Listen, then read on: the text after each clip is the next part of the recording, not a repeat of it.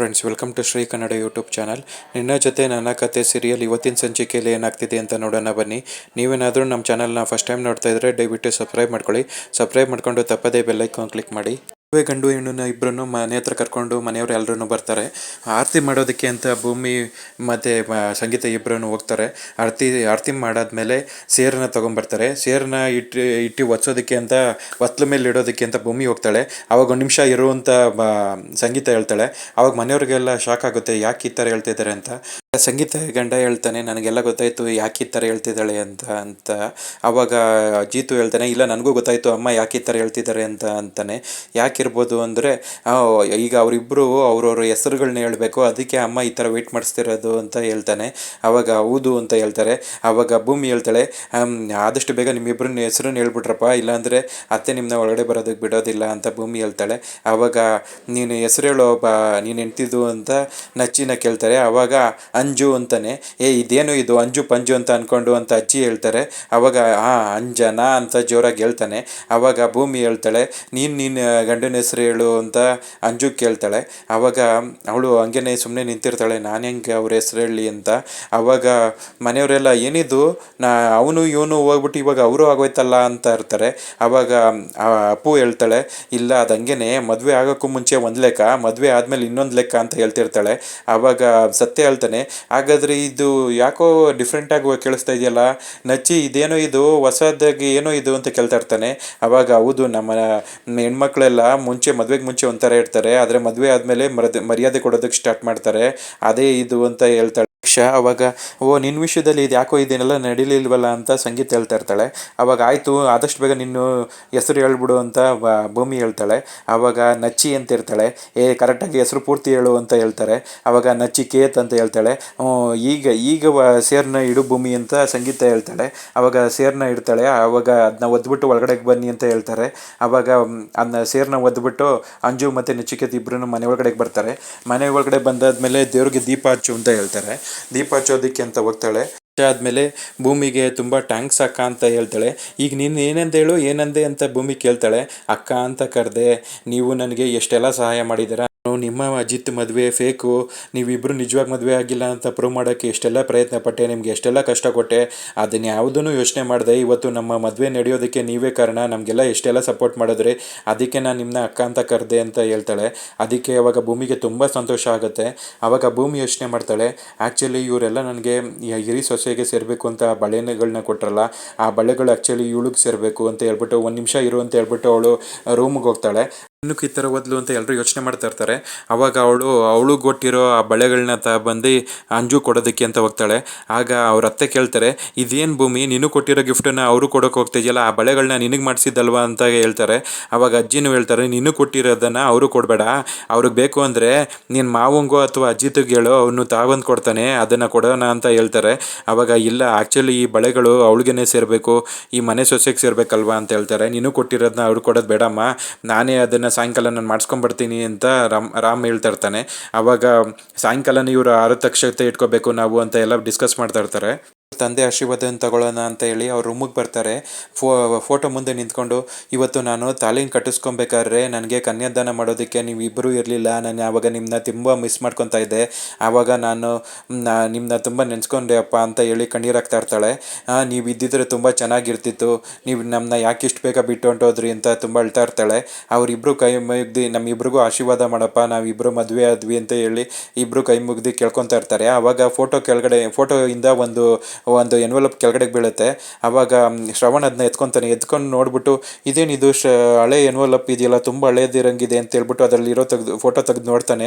ಆ ಫೋಟೋ ನೋಡಿ ಶಾಕ್ ಆಗುತ್ತೆ. ಆವಾಗ ರಾಮ್ನ ಕರೆದ್ಬಿಟ್ಟು ಅವ್ರಿಗೂ ತೋರಿಸ್ತಾನೆ. ಆಗ ಭೂಮಿನೂ ಇಸ್ಕೊಂಡು ನೋಡ್ತಾರೆ, ಈ ಫೋಟೋ ಇನ್ನು ಈ ಥರ ಇದೆಯಲ್ಲ, ನಾನು ಯಾವತ್ತೂ ಇದನ್ನ ನೋಡೇ ಇಲ್ಲ ಅಂತ ಹೇಳ್ತಿರ್ತಾಳೆ. ಆವಾಗ ಅಂಜುನು ಆ ಫೋಟೋ ಇಸ್ಕೊಂಡು ನೋಡ್ಬಿಟ್ಟು, ದೊಡ್ಡಪ್ಪ ಇವ್ರು ಯಾರು, ನಾನು ನೀವು ಇವತ್ತೇ ಫಸ್ಟು ನೋಡ್ತಾ ಇರೋದು ಅಂತ ಕೇಳ್ತಾರೆ. ಆವಾಗ ನಚಿಕೇತು ಕೇಳ್ತಾನೆ, ಈ ಫೋಟೋನ ನಾನು ಮುಂಚೆ ಯಾವತ್ತೂ ನೋಡೇ ಇಲ್ಲ ಅಂತ. ಇವಳು ಆ್ಯಕ್ಚುಲಿ ರಮಣ್ ಜೊತೆ ಓದ್ತಿದ್ದ ಕ್ಲಾಸ್ಮೇಟು, ಅವಳು ಅವನ್ನ ಪರ್ಸ್ನಲ್ ಸೆಕ್ರೆಟ್ರಿ ಆಗಿದ್ದರು. ಆದರೆ ಇವಳ ಜೊತೆ ಯಾಕೆ ಇಷ್ಟೊಂದು ಕ್ಲೋಸಾಗಿ ಫೋಟೋ ತೆಗೆಸ್ಕೊಂಡಿದ್ದೇನೆ ನಂಗೆ ಅರ್ಥ ಆಗ್ತಾ ಇಲ್ಲ. ಆ ಫೋಟೋನ ತೊಗೊಂಡು ಬಂದು ದೇವಯಾನಿ ಯಾಕೆ ಇಲ್ಲಿ ಇಟ್ಟಿದ್ದಾಳೆ?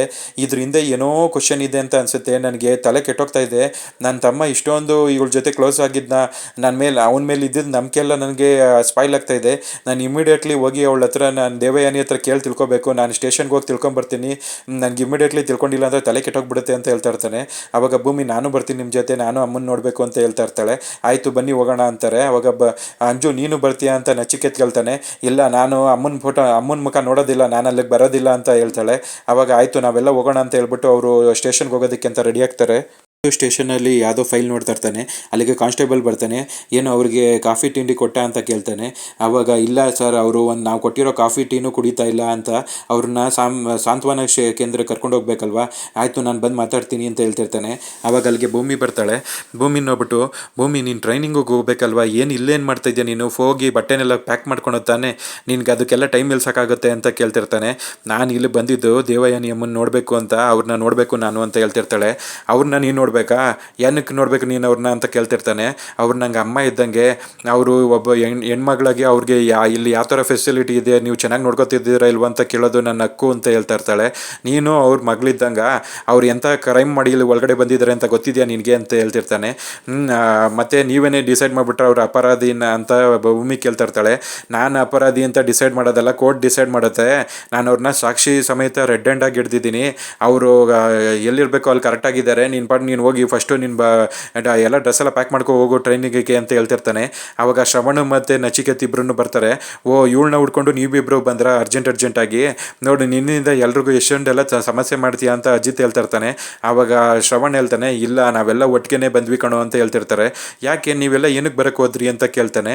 ಆವಾಗ ನಾನು ಬಂದಿದ್ದು ಈ ಎನ್ವಲಪಿಂದ ಅಂತ, ಇದನ್ನು ನೋಡು ಅಂತ ಕೊಡ್ತಾನೆ. ಆವಾಗ ಅದನ್ನ ನೋಡ್ಬಿಟ್ಟು, ಏನಿದು ಈ ಫೋಟೋ ಈ ಥರ ಇದೆಯಲ್ಲ, ರಮಣ್ಣ ಒಂದು ಫೋಟೋ ಅಂತ ನೋಡ್ತಾ ಇರ್ತಾನೆ. ಆವಾಗ ಹೌದು, ಇವಳು ಬಂದು ರೋಸಿ ಅಂತ, ಅವ್ನಿಗೆ ಪರ್ಸ್ನಲ್ ಸೆಕ್ರೆಟರಿ ಆಗಿದ್ದರು. ಆದರೆ ಇದ್ರ ಬಗ್ಗೆನೇ ನಾನು ಮಾತಾಡೋದಕ್ಕೆ ಅಂತ ಬಂದಿದ್ದು, ದೇವಯಾನಿ ಹತ್ರ ಇದ್ರ ಬಗ್ಗೆ ನಾನು ಮಾತಾಡಬೇಕು ಅಂತ ಶ್ರವಣ ಹೇಳ್ತಾ ಇರ್ತಾನೆ. ಆಯಿತು ನಡೀರಿ ಇವಾಗ ಮಾತಾಡ್ಸೋಣ ಅಂತ ಹೇಳ್ಬಿಟ್ಟು ಎಲ್ಲರೂ ಒಳಗಡೆಗೆ ಮಾತಾಡ್ಸೋದಕ್ಕೆ ಅಂತ ಹೋಗ್ತಾರೆ. ಆವಾಗ ಕಾನ್ಸ್ಟೇಬಲ್ ಬಂದ್ಬಿಟ್ಟು, ಮೇಡಮ್ ಅವರೇ ನಿಮ್ಮನ್ನ ಕರಿತಿದ್ದಾರೆ ಬನ್ನಿ ಅಂತ ಬ್ಯಾರಿಕೇಡ್ನ ಓಪನ್ ಮಾಡಿಬಿಟ್ಟು ಕರಿತಾನೆ. ಆವಾಗ ದೇವಯಾನಿ ಅಲ್ಲಿಂದ ಟೇಬಲ್ ಹತ್ರ ಬರ್ತಾಳೆ. ಅದನ್ನೆಲ್ಲ ನೋಡ್ಬಿಟ್ಟು ತುಂಬ ದುಃಖ ಆಗ್ತಾ ಇರತ್ತೆ. ಅಯ್ಯೋ ಇವತ್ತು ನಾವು ಅನ್ಕೊಂಡಂಗೆ ಆಗಿದ್ದಿದ್ದೀರಿ, ಇವತ್ತು ನನ್ನ ಮಗಳು ಮದುವೆ ಆಗಬೇಕಾಗಿತ್ತು, ನನ್ನಿಂದನೇ ಮದುವೆ ಎಲ್ಲ ನಿಂತೋಗ್ಬಿಡ್ತು ಅಂತ ತುಂಬ ಕಣ್ಣೀರಾಗ್ತಾ ಇರ್ತಾಳೆ. ಅಮ್ಮ ಅಳಬೇಡಿ, ನೀವು ಏನೂ ಆಗಲ್ಲ, ಎಲ್ಲ ಒಳ್ಳೇದಾಗುತ್ತೆ, ನಿಮಗೂ ಎಲ್ಲ ಒಳ್ಳೇದಾಗುತ್ತೆ ಅಂತ ಭೂಮಿ ಸಮಾಧಾನ ಮಾಡ್ತಿರ್ತಾಳೆ. ಆವಾಗ ಏನು ಒಳ್ಳೇದಾಗುತ್ತೆ ಅಮ್ಮ, ನಿನ್ನ ಗಂಡನನ್ನು ಸುಳ್ಳು ಕೇಸ್ ಮೇಲೆ ತಂದು ಒಳಗಡೆ ಹಾಕಿದ್ದಾನಲ್ಲ ಅಂತ ಹೇಳ್ತಿರ್ತಾರೆ. ನನ್ನ ಮಗಳು ಮದುವೆ ನಡೆದಿದ್ರೆ ತುಂಬ ಚೆನ್ನಾಗಿರ್ತಿತ್ತು, ಆ ಮದುವೆ ನಡೆದಿಲ್ಲ ಅಂದರೆ ಅವಳು ಕನ್ನಿಯಾಗೆ ಉಳಿದು ಬಿಡ್ತಾಳೆ, ಅವಳ ಜೀವನ ಹಾಳಾಗೋಯ್ತು, ನನ್ನಿಂದನೇ ಹಾಳಾಗೋಯ್ತು ಅಂತ ಹೇಳಿ ಅಳ್ತಾ ಇರ್ತಾಳೆ. ಇಲ್ಲ ದೇವಯಾನಿ, ನೀನು ತಪ್ಪು ತಿಳ್ಕೊಂಡಿದ್ಯಾ, ಅವರಿಬ್ಬರು ಮದುವೆ ನಡೀತು, ಅವರಿಬ್ಬರೇ ಮದುವೆ ನಡೆದಿದೆ, ಇವತ್ತು ಸಾಯಂಕಾಲ ಆರತಕ್ಷತೆ ಇಟ್ಕೊಂಡಿದ್ದೀವಿ ಅಂತ ಶ್ರವಣ ಹೇಳ್ತಾನೆ. ನಿಜವಾಗ್ಲೂ ನನ್ನ ಮಗಳು ಮದುವೆ ನಡೀತಾ? ನನಗೆ ನಂಬೋದಕ್ಕೆ ಆಗ್ತಾ ಇಲ್ಲ, ನೀವು ನಿಜವಾಗ್ಲೂ ಮದುವೆ ಆಯಿತಾ? ನನಗೆ ತುಂಬ ಸಂತೋಷ ಆಗ್ತಾ ಇದೆ. ನಾನು ಇದಕ್ಕೋಸ್ಕರ ಎಷ್ಟೇ ದಿವಸದಿಂದ ಹೋರಾಟ ನಡೆಸ್ತಾ ಇದ್ದೆ, ಆದರೆ ನನಗೆ ನನ್ನ ಮಗಳು ಮದುವೆ ನಡೀತಲ್ಲ, ನನಗಿಷ್ಟು ಸಾಕು, ನನ್ನ ಮನಸ್ಸಲ್ಲಿರೋ ಭಾರ ಎಲ್ಲ ಇಳಿತು, ಇನ್ಮೇಲೆ ನಾನು ಏನು ಕೇಳಿದ್ರು ಹೇಳ್ತೀನಿ, ನನಗೆ ಈಗ ಸಮಾಧಾನ ಆಯಿತು ಅಂತ ಹೇಳ್ತಿರ್ತಾಳೆ.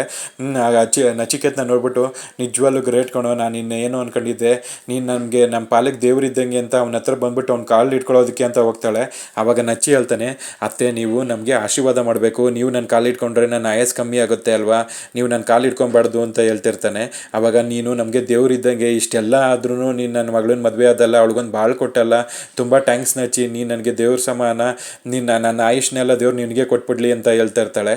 ಆವಾಗ ದೇವೇನಿ ಅಮ್ಮ ಯಾಕೆ ಹಂಗೆಲ್ಲ ಮಾತಾಡ್ತೀರಾ, ನೀವು ಹಂಗೆಲ್ಲ ಮಾತಾಡಬೇಡಿ, ಎಲ್ಲ ಒಳ್ಳೇದಾಗುತ್ತೆ, ನಿಮ್ಮ ಮೇಲೆ ಜಸ್ಟ್ ಆಪಾದನೆ ಬಂದಿರೋದಷ್ಟೇ, ನೀವು ಇದರಲ್ಲಿ ಏನು ತಪ್ಪು ಮಾಡಿದ್ದೀರೋ ಇಲ್ವಾ ಅಂತ ಕೋರ್ಟ್ ಡಿಸೈಡ್ ಮಾಡುತ್ತೆ, ಆಮೇಲೆ ನೀವು ಆಚೆ ಬರ್ತೀರಾ, ನಿಮ್ಮ ಮೊಮ್ಮಕ್ಕಳ ಜೊತೆ ಎಲ್ಲ ನೀವು ಆಟಾಡಬೇಕು, ನೀವು ಇನ್ನೂ ಟೈಮ್ ಕಳೆಯೋದು ಎಷ್ಟೊಂದಿದೆ, ನೀವು ಯಾಕೆ ತಲೆ ಕೆಡ್ಸ್ಕೊತೀರಾ, ಎಲ್ಲ ಒಳ್ಳೇದಾಗುತ್ತೆ ಸುಮ್ಮನೆ ಇರಿ ಅಂತ ಭೂಮಿ ಹೇಳ್ತಾ ಇರ್ತಾಳೆ.